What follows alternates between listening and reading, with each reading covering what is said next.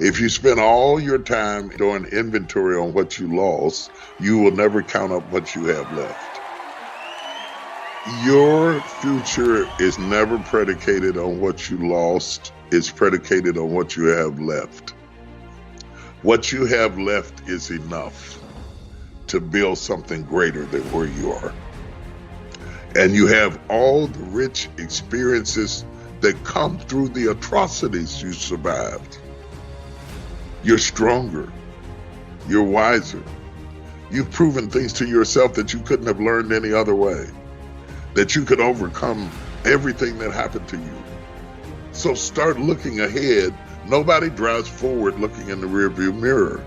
Understanding that and surging ahead with what you have been given, and to appreciate time.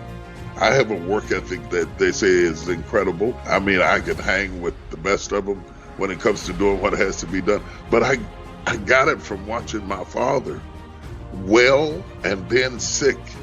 He kept going. He kept moving.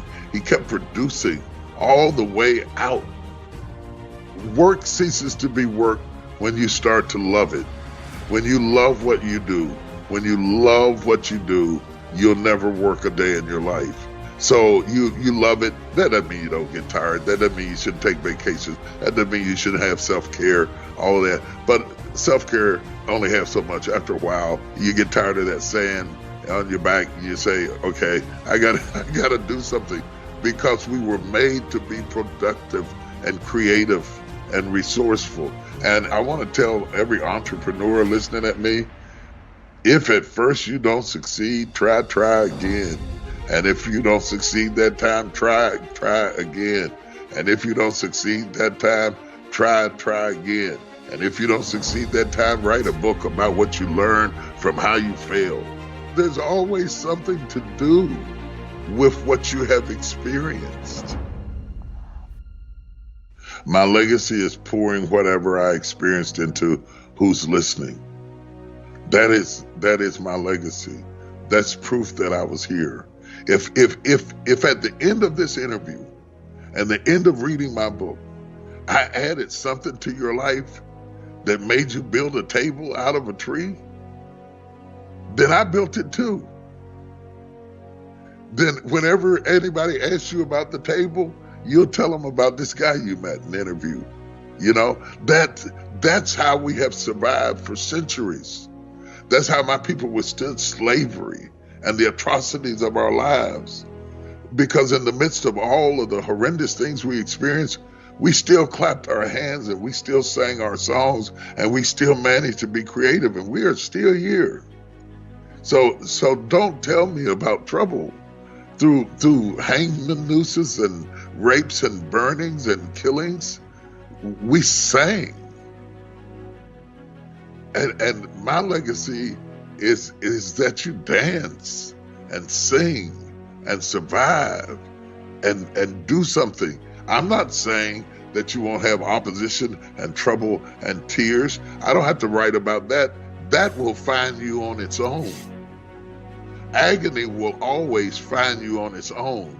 It's ecstasy that has to have your address on it. So I'm sending you the potential to go beyond agony to the ecstasy of fulfilling everything you were created to be. And that's my legacy. It's in the people that heard me and read my books and saw my movies and traveled around the world with me. It's in my children. When I'm writing, I'm actually imagining that I'm having this conversation, and my book reads like I'm talking to you. And you know that from reading it. It sounds like we're having a conversation with a friend. I'm actually talking to you. I'm through the book. I didn't drop the mic, and don't you drop it either. And something of what I said will make it into your book. And something of what you said will make it into the book of the person who read it. And that's how we have progressed for centuries and eons and millenniums, because we passed the mic. We didn't drop it.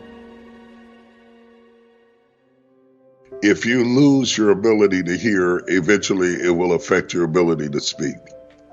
because there is a correlation between what the ear hears and what the mouth articulates. On the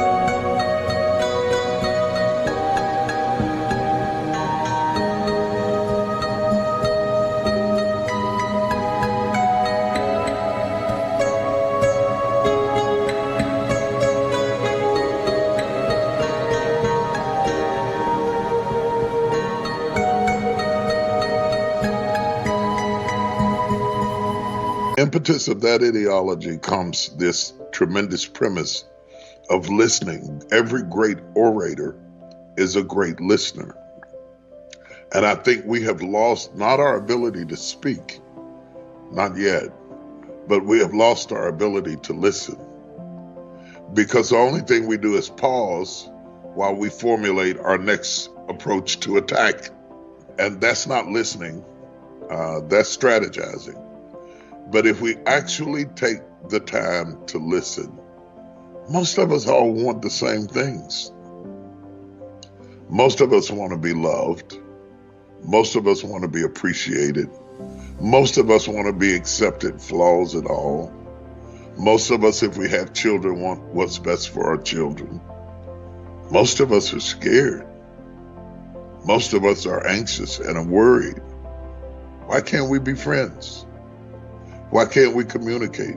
We're better together than we are apart. And we don't have to agree about everything.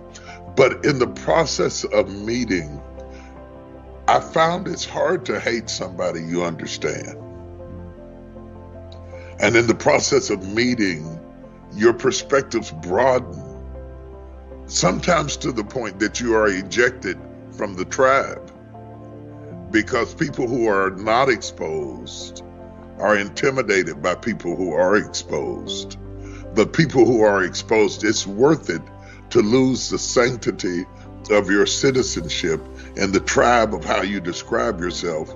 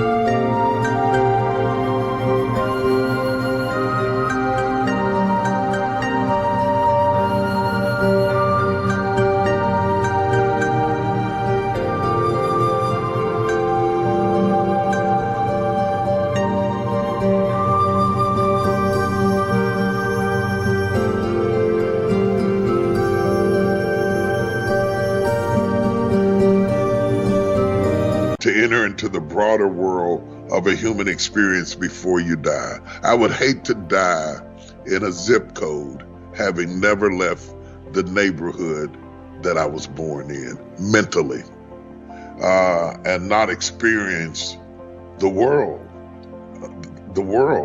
France and Ethiopia and Australia and millennials and boomers and Gen Xers. There's something to be learned, and people of faith and people not of faith. We need to communicate to survive as a species.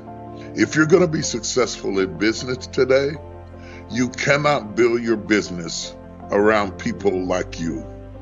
You have to build your business in a very broad, eclectic way, because the world is becoming broad and eclectic, and a narrow mind also causes you to be less successful at the end of your career, because you're niche marketing an item that could have a broad appeal if you didn't think within the prison of your own experiences.